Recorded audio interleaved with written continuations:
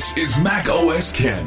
Tracking iPhone sales in China, a look at iOS 15 adoption, and somebody leaks how tired Tim Cook is of all the leaking. It is Thursday, the 23rd of September, 2021. I'm Ken Ray, and this is news from macOS Ken, brought to you by yours truly and sponsored by Headspace. Meditation made simple. Get a free 1-month trial at headspace.com/macOSken. This show is also sponsored by Nebbia, creator of the Nebbia by Moen Spa Shower.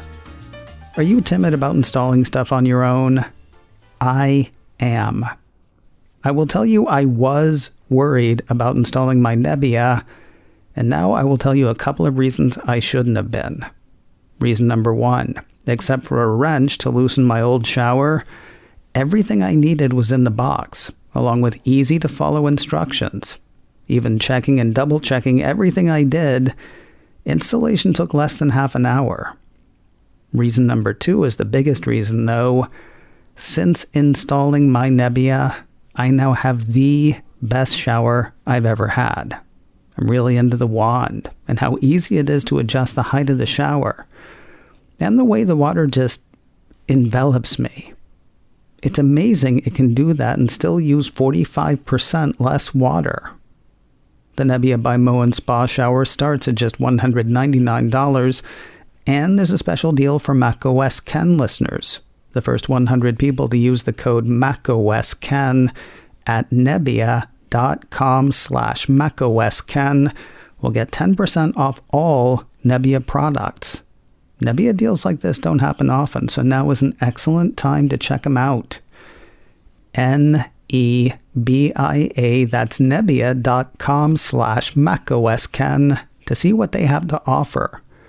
The first 100 people to use the code macOSken at checkout will save 10% on all Nebbia products. Again, that's nebbia.com/macOSken and use that code macOSken to save 10%. It looks like iPhone sales did slow in China ahead of the iPhone 13 launch. Seriously, though, it's like that thing where you take 3 steps back before breaking into a full run to jump a ravine or bust down a door. Let us start first with the slowdown. Apple insiders had a look at a note from JP Morgan analyst Samik Chatterjee. He's had a look at numbers from the China Academy of Information and Communications Technology, which reports on smartphone sales, both domestic and international. The thing is, when the Academy says international, analysts read that as iPhone. So when the Academy says international shipments dropped 46% from July to August, could be time to yell yikes. Except that August leads to September, which this year leads to new iPhones. Quoting Mr. Chatterjee, "We believe the slowdown in August indicates that consumers have deferred purchases in wait for the iPhone 13 launch, which would corroborate with the strong order numbers being reported in China." We'll get to those in a moment. First, let's check in with Evercore analyst Arment. He has also seen numbers from the China Academy of Information and Communications Technology, and he has also written about them. Apple 3.0 posted part of his note, quoting part of the part. While August results were somewhat underwhelming and saw declines in both the market as a whole and in iPhone shipments, we would note that this likely points to a moment of pause in the weeks leading up to the iPhone 13 launch, rather than a fundamental slowdown. So far, he continues, early signs are pointing to robust demand and strong mix for the new lineup, with our iPhone delivery tracker showing elevated wait times, particularly for the Pro and Pro Max models across all regions we track, including China, at 28 days until first delivery. JP Morgan's Chatterjee has a positive rating on Apple shares and a price target of $180. Evercore's Darianani has an outperform rating and a price target of $180, matching Mr. Chatterjee. So what about iPhone 13 demand in China? The Middle Kingdom is not tepid where Apple's latest is concerned. Apple Insider highlights a report from the South China Morning Post that's got Chinese state media saying that total number of pre-orders for phones in the iPhone 13 range has exceeded 5 million. That's said to include pre-orders on JD.com, which look to have topped out at 3 million, as well as Apple's own site. Sounds like Cupertino was struggling to keep up. According to Apple Insider, Apple's own China website is reported to have been slowed to a crawl during the first pre-order day, and Apple's website is down hashtag was trending on social media site Weibo, getting over 460 million views. For China, everything is on backorder according to the report.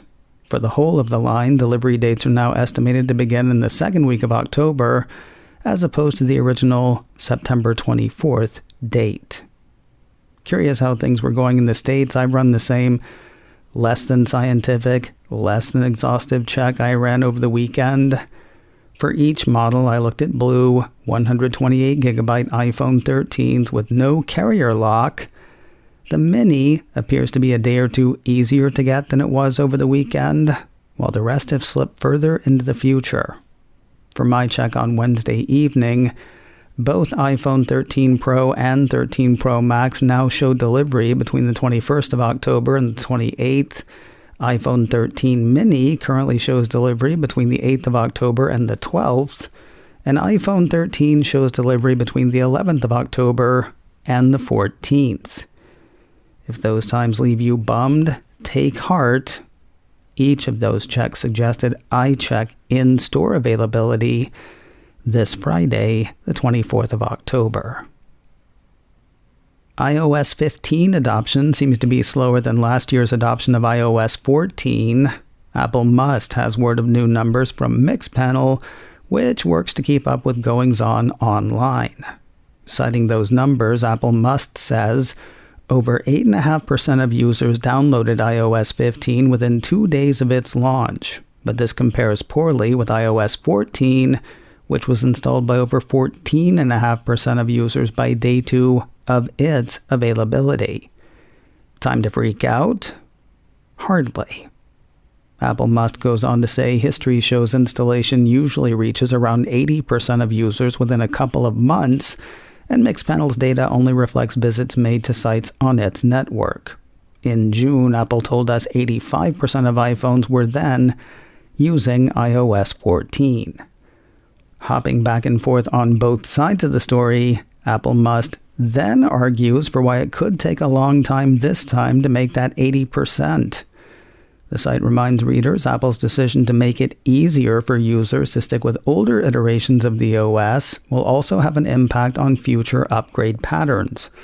The company has now made it possible to install security updates while sticking with an older OS if you wish. Now, here are a couple of numbers that mean very little, but they sure are fun. Famed iOS developer Marco Arment hit Twitter yesterday afternoon, saying iOS 15 has been out for about 3 seconds, and his podcast app Overcast is already at 24% iOS 15 usage. Plus, one sole iOS 16 user, which I absolutely love. It was Arment saying he loves that, though I will say I love it too. Also, if you want to talk about something nerdy like OS updates within 48 hours, go where the nerds are. Yes, I am talking about people who download third-party podcast apps, which I absolutely love. Tim Cook is tired of all the leaking at Apple, and we know because somebody leaked the memo where he said so. So that's going well. Apple Insider ran the memo wherein Apple CEO expressed frustration that a lot of what he said at an all-hands meeting last Friday was out to the tech press almost as soon as the meeting was over. Never mind the product leaks, which, yes, he actually does mind quite a bit. I gotta say, this story puts me on the horns of a dilemma. I didn't talk about last Friday's all-hands at Apple because it was internal.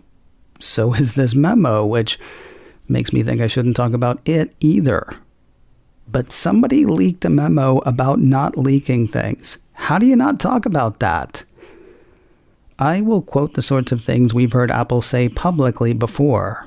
In the leaked memo on not leaking, CEO Cook wrote, "I want to reassure you that we are doing everything in our power to identify those who leaked. As you know, we do not tolerate disclosures of confidential information, whether it's product IP or the details of a confidential meeting. We know that the leakers constitute a small number of people.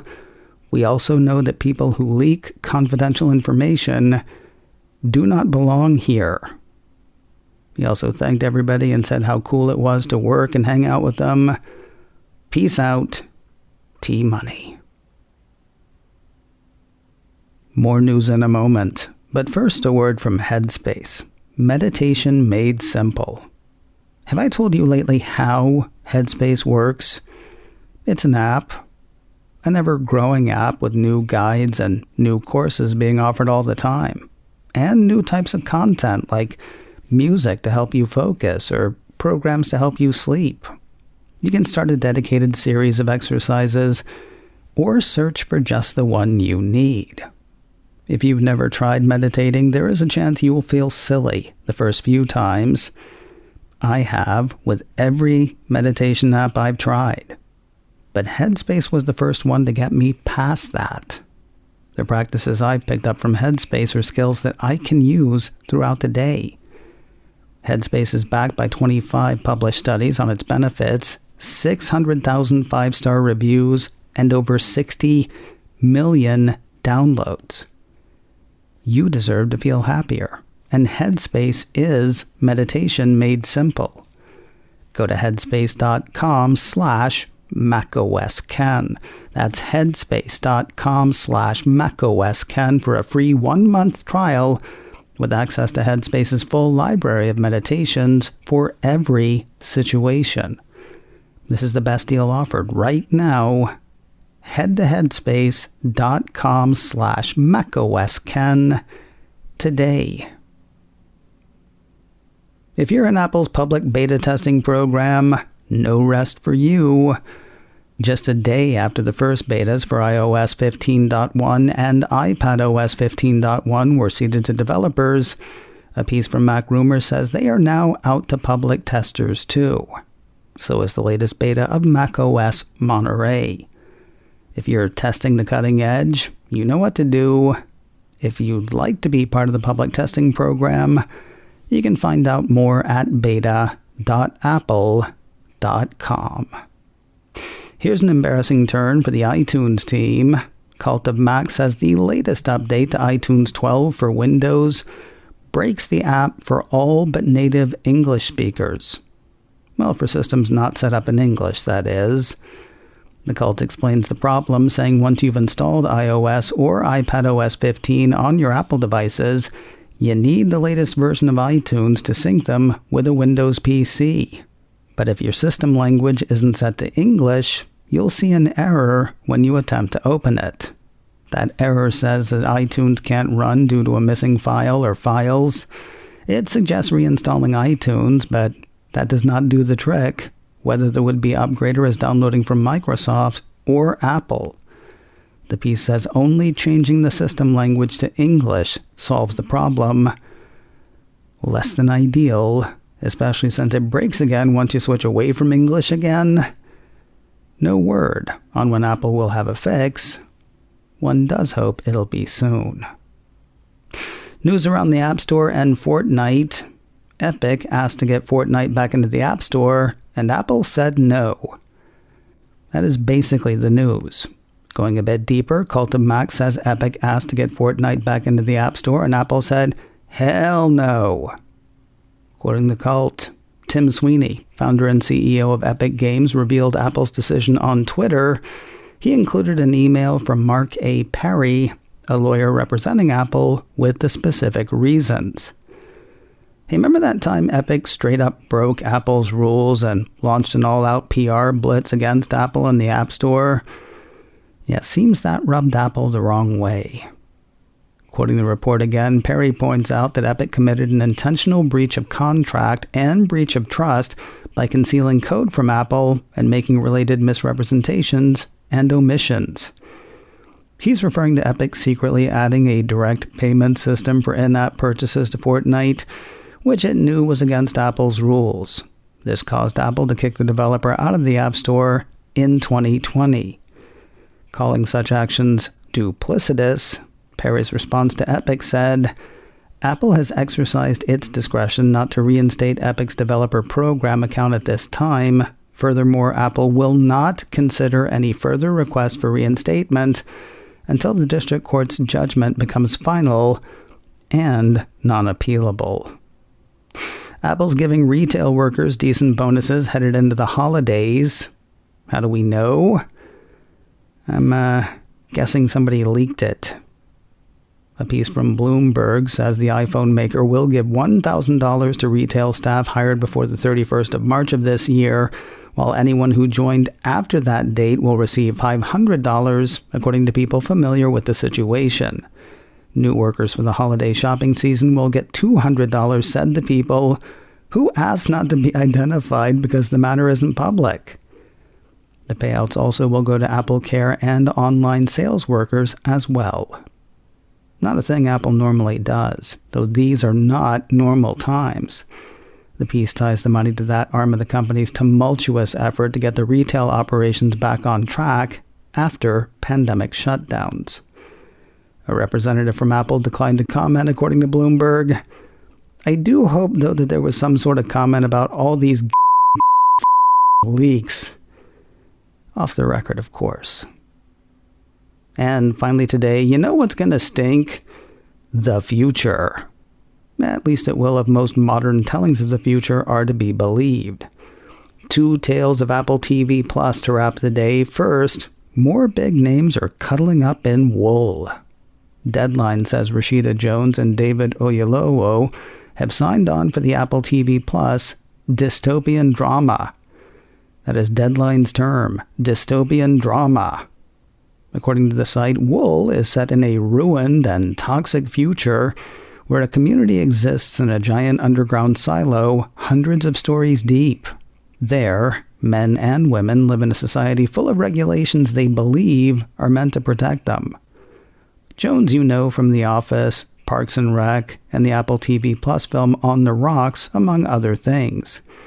Oyelowo, you know from Selma, Rise of the Planet of the Apes, the British series MI5, and tons of other things.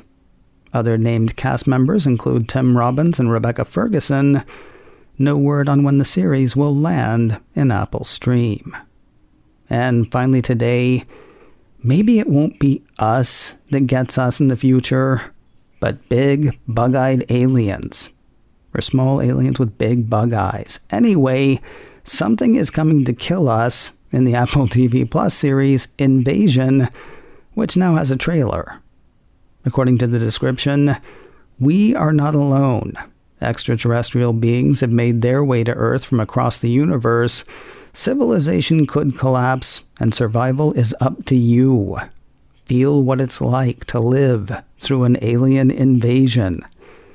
Invasion follows a global cast, says the description, as they try to navigate a terrifying new reality infested by lethal aliens. You know, in case the title Invasion wasn't a giveaway. The invasion kicks in on Friday, the 22nd of October. You can catch the trailer now on YouTube.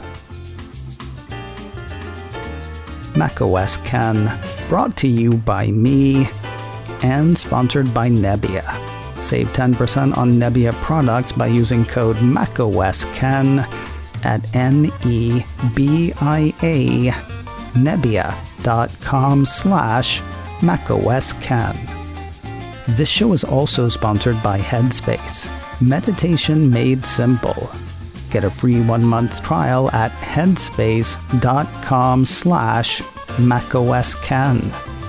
Advertising handled by Backbeat Media, online at backbeatmedia.com. You can reach me a couple of ways. Info at macosken.com or call 716-780-4080. Until next time, that is news from macOS Ken. I'm Ken Ray.